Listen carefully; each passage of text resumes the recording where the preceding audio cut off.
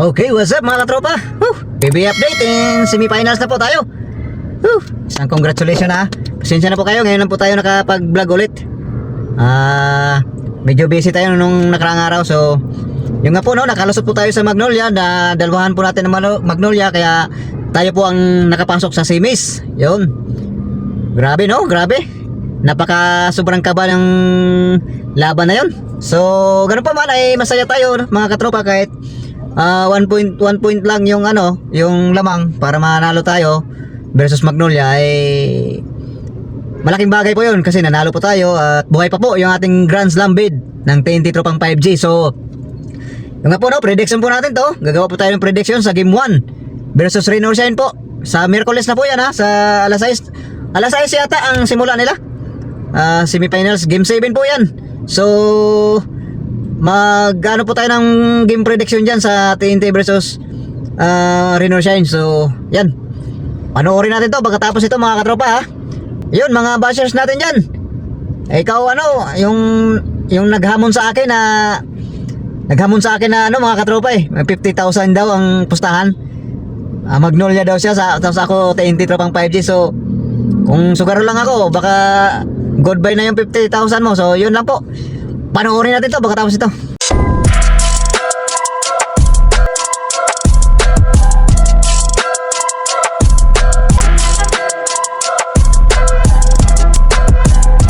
Ayun, what's up mga katropa? PB update. Semifinals na po tayo. Balik semifinals na po ang TNT Tropang 5J. So, yung nga po no, bakbakan Rain or Shine po yan.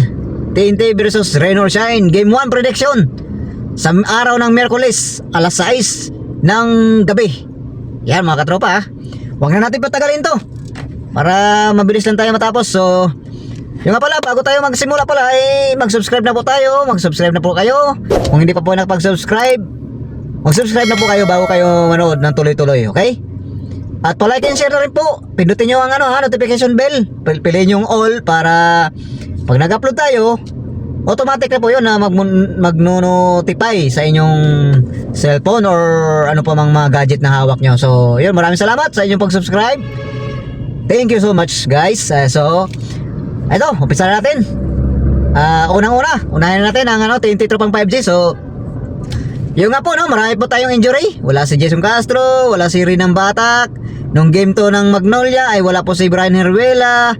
At si Jordan Hiddink po ay may nararamdaman din po sa paanon. So, pero nanalo pa rin tayo sa tulong nila RR Pugoy at saka nila BGR, Lauptana, Kelly Williams. So, team effort po yan.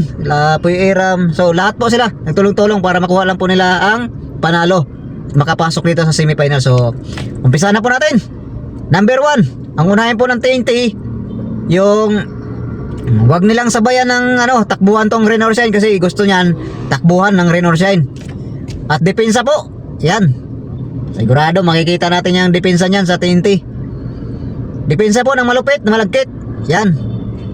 At number 2, yan, number 2 ha. Yun, kayang-kaya na rebound. Kasi advantage mo natin ng TNT Tropang 5G, malaki po tayo. May Puy Iram tayo, center.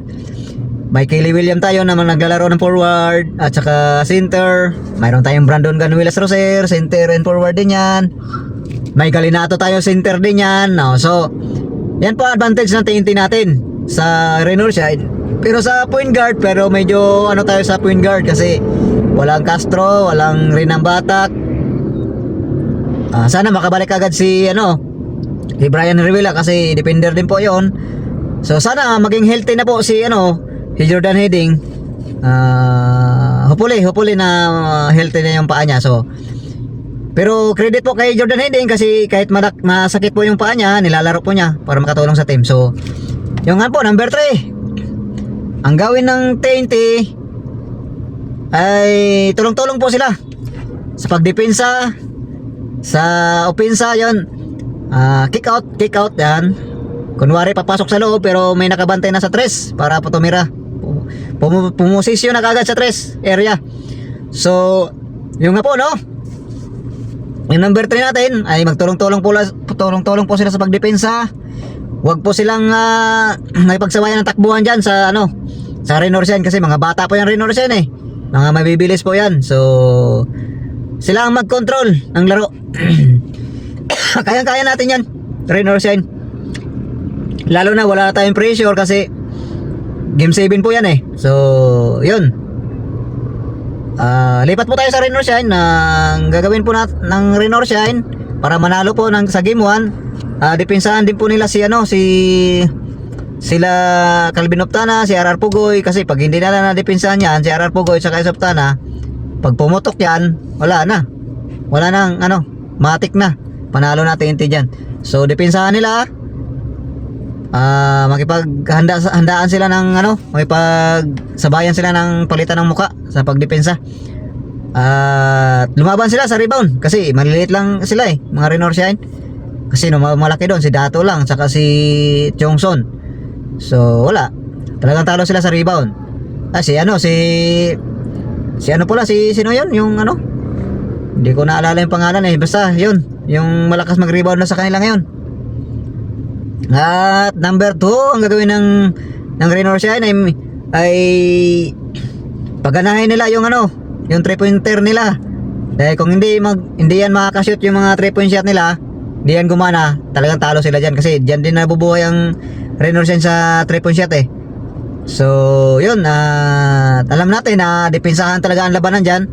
So talagang bakbakan yan kasi malakas din po ang rain or shine. Hindi po natin alam kung sino pong mananalo dyan. So timbangin lang po natin. Wag po natin malitin ang rain or shine kasi kaya yan nakalusot sa index kahit na twice to beat